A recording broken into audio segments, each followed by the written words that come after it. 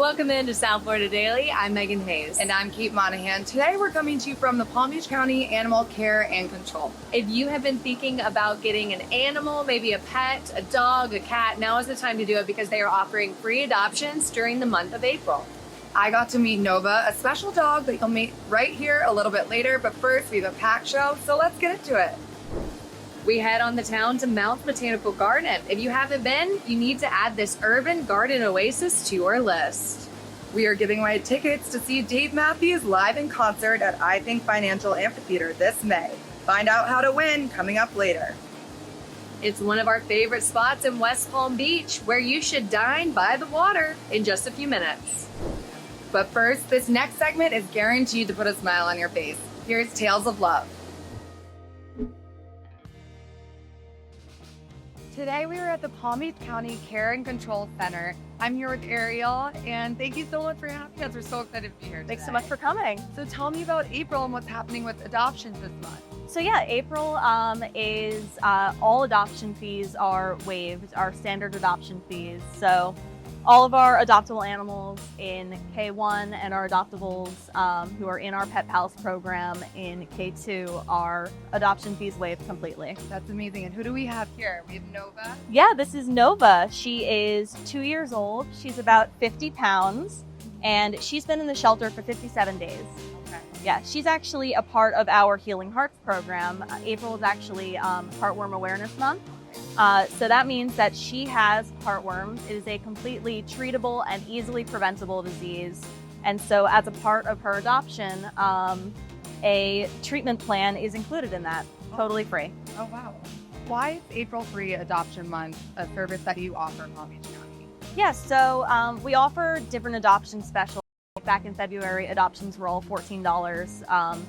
These kind of programs encourage people to come to us and adopt some of our county dogs rather than shopping. We like to preach adopt, don't shop. So having these different programs and specials really just encourage people to come out here and visit the county dogs rather than going to, say, a breeder or a pet shop, that kind of thing. Absolutely. And a lot of your bred dogs end up in the shelters. So it's a good place to start. If you're looking for a dog, definitely check out the shelter. Yeah, we have all kinds of dogs down here. So there will definitely be one that'll be a great fit for your family. Absolutely. Yeah. How can people get involved and support the Palm Beach County Care and Control Center? Of course, yeah. Anyone who wants to volunteer can go on our website and sign up for our, fill out like our our volunteer application form and all of that. If we think that you're a good fit, we'll give you a link to sign up for our dog or cat handling class. We do dog volunteers, cat volunteers. Once you pass that class, you'll be able to do things like take the dogs out for walks. We have enrichment classes where you can basically make like blankets and toys for the dogs and cats. And there's a lot of different things. We have the dog paw spa where you can come in and give the dogs baths. Amazing. Lots of different opportunities. All different programs. And is that information also on your website? All on our website. If people are interested in adopting or volunteering, they should visit your website and social to see dogs and get more information? Yeah, and anyone who wants to adopt can come on down to the shelter, walk through the kennels, see if there's any dogs that really stand out to them, or any of our cats, that kind of thing. Hi everyone, I'm Summer Clark with Keller Williams. And I'm Shayna Laurie with Keller Williams. We're here today with Christine and Bristol. And we're going to talk to you all about how wonderful of a puppy Bristol is and what kind of family she would be good for. So Christine, tell us. So this is Bristol. She came from Alabama with a litter. She's 9 months old. She's super, super sweet. She definitely needs a yard with a tall fence because she loves to jump and as high as she can go. She can probably jump as tall as me. She's really good with kids, little kids, big kids. She's also really good with other dogs. She's just a fun-loving little girl. She's waiting for her forever home. For more information about Bristol, you can visit justinbartlettanimalrescue.org. South Florida Daily is on the move with Palm Tran.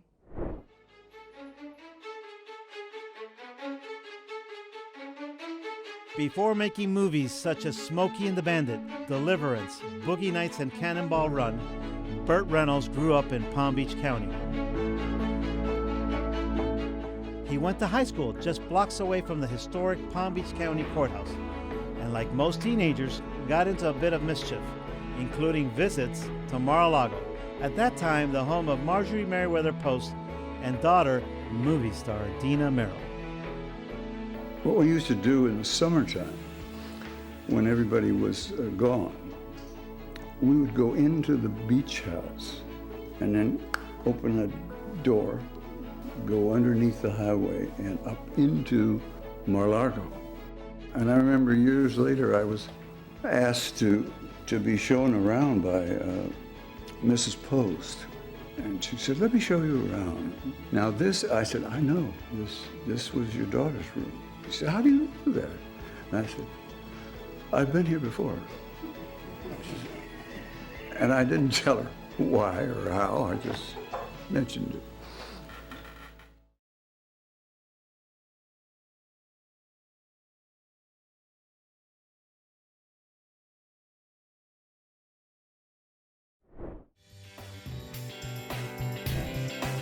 Eco adventures big and small. That's what's on the agenda as we kick things off here in the gardens at Mounts Botanical Garden. They have amazing art installations, like this one, scattered across the gardens.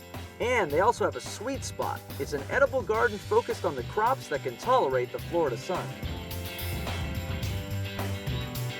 How big is this garden area? This is a 14-acre botanical garden. Has 25 unique garden locations. This is our edible garden that we're in right now. You can eat everything that's here. Just about. There's a few flowers that are thrown in that are more medicinal, but yes, just about everything in this entire garden is edible. From the fruit trees, lettuce, peppers, kale, eggplant, tomato. A lot of people are shocked and never seen vegetables like growing. They just see them at the store. So when they come here and they see carrots and they see like peppers, they're just amazed. They want to pick them. You can probably tell, don't do a lot, haven't done a lot of gardening. What's the starter kit? There's got to be a starter kit for a guy like you. Well, I just think a lot of people really overthink it sometimes, and it's really, you just got to let the plant just do its thing. You make it sound so simple, but I feel like every time I've tried, I don't do well. You know how people call themselves growers? I'm a dyer. Do you teach? Yeah, we teach classes. I do a lot of native plant classes. I walk people around and they want to know what, like certain areas of their yard, what can grow where, and I help them find that perfect plant. I want to become a horticulturist. What do we got here? Berkeley tie-dye tomatoes. It's a beefsteak tomato. Okay. They produce a large tomato. It has like stripes on it, so it looks like it's tie-dyed. Oh. These are really easy to grow, and they've been growing tomatoes in Florida. It's probably one of the first original crops they started growing down here because they do so well in our climate. Now, how long before I see edible tomato here? It'd probably be at least about a month and a half. It's not bad. I can have a garden that is producing something I can actually eat. Yeah. Tell me about the myth, or not. Do you talk to plants? Do you ever sit down and have a one-on-one conversation and all of a sudden the next day, does it work for you? No, actually I do not. I know people who actually do say that if they yell at their plants, it makes them grow and fruit better, but yeah. Nothing? No. Music? Do you play a little? No, I just let them do their thing. I think they're happy in the silence. Each trail, a new opportunity to hit that step count, to build up that stamina, to spot an elusive lark, to learn a little history, and to take in the fresh air. This is your recreational resource. Escape into the natural side. Tie up those boots, strap on that helmet, and pack plenty of water. With over 50 miles of trails in the Palm Beaches, there's plenty to explore, hike, bike, and run through. Adventure awaits. Discover the Palm Beaches at thepalmbeaches.com. Where are you going on May 25th? Maybe the Dave Matthews Band concert in West Palm Beach. We've partnered with Live Nation to give 5 lucky winners a pair of tickets to the show at I Think Financial Amphitheater. March like ants over to the South Florida Daily Instagram page. Look for the pinned post to see how you can enter for your chance to win. For full rules and regulations, visit southfldaily.com. And good luck! Coming up, we take you to one of our favorite watering holes here in West Palm Beach. You never know, you could catch Megan and I sipping a cocktail. Don't go away, we'll be right back. The South Florida Daily set is sponsored by Eldorado Furniture. When I first moved to West Palm Beach, I immediately fell in love with this place. It became my second home. And did you know that you can ride a bull there? I didn't. Actually, I've seen it on Instagram. They used to do it on Saturdays. What happened? We're talking about E.R. Bradley's Saloon. It's a restaurant, it's a bar, you can ride a bull, you can get a frosé. You can do it all at Bradley's. You can do it all at Bradley's. Let's check it out. Well, I love living in Palm Beach County. Aside from perfect weather year-round, you've got endless boating activities, scuba diving, fishing, inshore, offshore. You can easily access waterways from multiple different entrance points, and it's just a phenomenal place to live. Today, I'm cruising along the Intracoastal on a 29-foot CV center console, catching some real estate eye candy on the way. On my left, you have West Palm Beach, and on my right is Palm Beach Island, littered with mansions, I mean everywhere, and that's just the guest house. Many of these waterfront residents, a who's who of America. So we're just north of Southern Boulevard, and to my right you'll see Mar-a-Lago, Trump's winter White House. And listen, love him or hate him, the food is presidential. This mansion, once home to Henry Flagler, the so-called father of Palm Beach. Across the water, an ode to another local legend. This is E.R. Bradley's Saloon. This is the spot. We love it here. You can kind of come as you are, flip-flops, hair in a ponytail, and still feel like you can enjoy a nice meal. So who is E.R. Bradley? E.R. Bradley is the embodiment of the American dream. He came over from Ireland in the early 1900s and did multiple things from being a Rough Rider, and he ran with Billy the Kid for a bit. The steel mill laborer turned casino impresario had a passion for horse racing, owning 5 Kentucky Derby winners in his day. But Colonel Bradley's real legacy lives on through his generosity. E.R. Bradley actually donated more institution and land for churches, state parks than Henry Flagler or really anyone. So he's really one of the pioneers of Palm Beach. He is the founder of Palm Beach. The namesake restaurant's Kentucky Derby / Tiki Bar theme may feel like a tropical racetrack, but here you can take it slow. It's very relaxing, just a very nice vibe. And they have hammocks out that we can lay out on after we dine. Food is spectacular. I personally am a lobster bisque fanatic, so this gets 2 thumbs up from me. But there's one seafood stunner that'll really get you hooked, the ahi tuna burger. Ahi tuna burger up. That's a beautiful piece of tuna you've got there. Is that yellowfin or big eye? A little big eye, Nice. fresh, local, out of Pompano, Fort Lauderdale. All our fish that we're using in-house is all locally caught. First things first, Chef Edwin Bermudez whips up a kimchi slaw. We'll add some of that fresh white cabbage in there so you still get that crunch. So you're using a kimchi to kind of lend that salty and sour, spicy flavor with crunch to it. Next, it's a creamy aioli with some South Florida spice. It is a key lime habanero hot Whoa. sauce. Can I smell it? Fresh key limes out of Key West. Very nice, very pungenty. It's got a nice smoky aroma to it. Taste to it. We just hit it with a little there. We don't want to go too crazy. Okay. Then a touch of wasabi rice seasoning. Seasoning blend goes on the outside of the tuna and then to the flat top. So not only is it nutty and toasty on its own, when you add the heat to it, it compounds that even more. We're gonna get that nice sear on there as well. I'll hit it with a little more butter. This grill's smoking hot right now. Yeah, I see that. From the flat top to the toppings. You know the chef is an artist when he gets right into the food like that, right? In the same way. When I roll my sushi, I'm just like right on top of it. Oh, yeah. A little bit of fresh lime juice right on top. A little fresh lime juice, salt and pepper on there. Okay.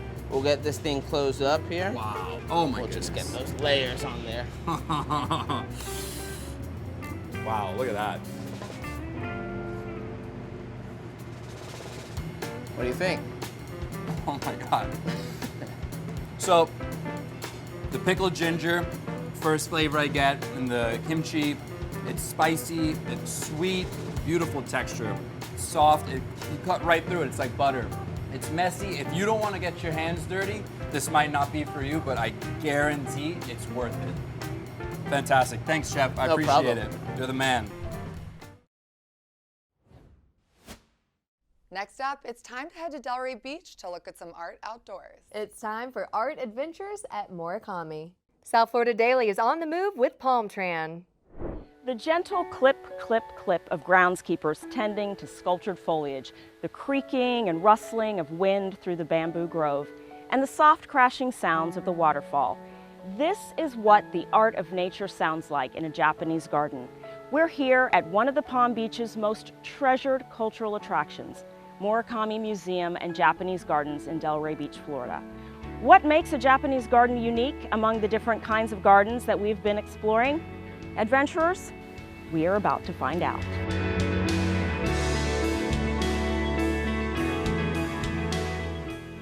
Hello, Heather. Thank you so much for hosting Art Adventures of the Palm Beaches. Heather Grisbeck is the curator here at Murakami, and she is going to be our tour guide today as we explore this Japanese garden exhibit. Konnichiwa, Shelley. Even if one knows little about Japanese culture, with just one visit to the Murakami, one will have a much deeper understanding about Japanese culture and heritage.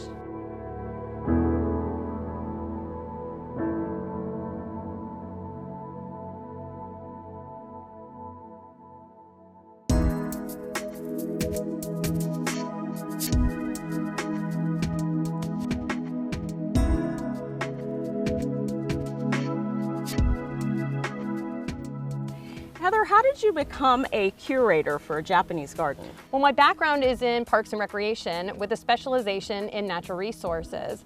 However, to become a garden curator, I worked under Hoichi Kurisu, Master Garden Designer of Kurisu International. And he designed these gardens? Yes, he did. You can feel his inspiration in the design as more of a contemporary interpretation of a Japanese garden. So adventurers, we are going to mingle with the ancient masters and learn a little bit about Japan right here in the Palm Beaches.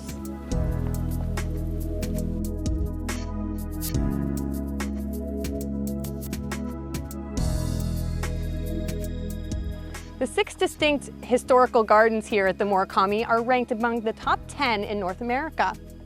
Collectively, Hoichi Kurisu named the garden Roji-en, the Garden of the Drops of Dew. In the morning, if you're here, there may be nice droplets of dew, but as that sun rises, that dew disappears. That must have been really important to him to kind of stay in that moment of pause, to name the garden the Drops of Dew, so that we can all kind of just take some time and appreciate nature. It's that moment of appreciation that really brings the beauty to a Japanese garden. We all need to take a little time to stop and smell the roses.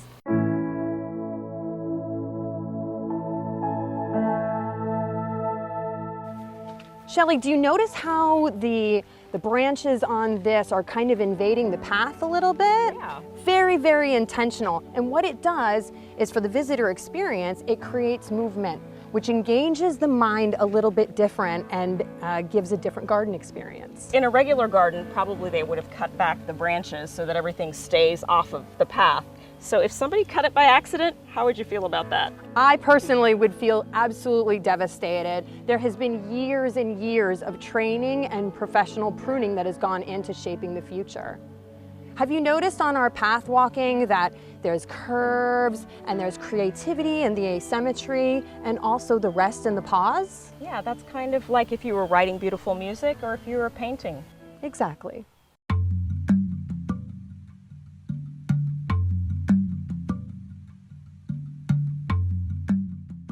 I really sense that Murakami has a deep respect for nature and for the land. It's a very special place. But where does the name Murakami come from? As we walk through the Kodaiman Gate, the official welcome gate into the gardens, we'll take a step back in time. The Murakami Museum and Japanese Gardens traces its heritage to the historic Yamato colony of Japanese settlers that lived in Palm Beach County 100 years ago. Can you imagine what it was like then when in 1906, a young Tsukeiji George Murakami immigrated to the U.S. to join the Yamato colony? Joe Sakai of Miyazu, Japan, had invited a small group of Japanese farmers to establish a farm community and use Flagler's East Coast Railroad to ship their produce. Only 19 years old, Murakami planned to earn a fortune and return to Japan. Instead, he planted his roots in Florida. As time passed, he accumulated land in Delray Beach, and in 1967, George became a U.S. citizen. By the time he was well into his 80s, George had amassed over 200 acres and donated his land to Palm Beach County. George died in 1976, a year after the groundbreaking for Murakami Park, which became home to the Murakami Museum and Japanese Gardens, where we walk today. Visitors can come and learn more of the garden's Japanese heritage inside the original museum known as the Yamato-kan.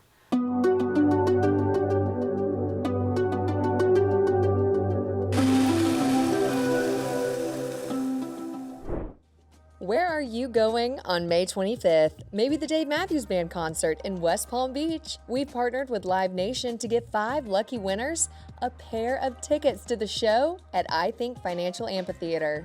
March like ants over to the South Florida Daily Instagram page. Look for the pinned post to see how you can enter for your chance to win. For full rules and regulations, visit southfldaily.com. And good luck! Thanks for joining us here on South Florida Daily. We so appreciate you hanging out with us. Hopefully you will tune in tomorrow. We have a great show for you. It is Thirsty Thursday, our favorite day of the week, and we are tasting some cocktails with our friends at Mezcal Union. So if you like a smoky cocktail, tune in. Tune in. We're going to have some great recipes for you. They're delicious. It's such a fun segment. And in the meantime, be sure to visit Palm Beach County Animal Care and Control. They're waiving adoption fees for dogs for the month of April. So make sure you visit them. Oh yeah, and cats. And cats. Dogs and cats. Yes. No adoption fees during the month of April. Absolutely. So if you've been thinking about getting a pet, now is the time. Adopt, don't shop. We will see you back here tomorrow for another great episode of South Florida Daily at noon on Fox 29. Have a great day.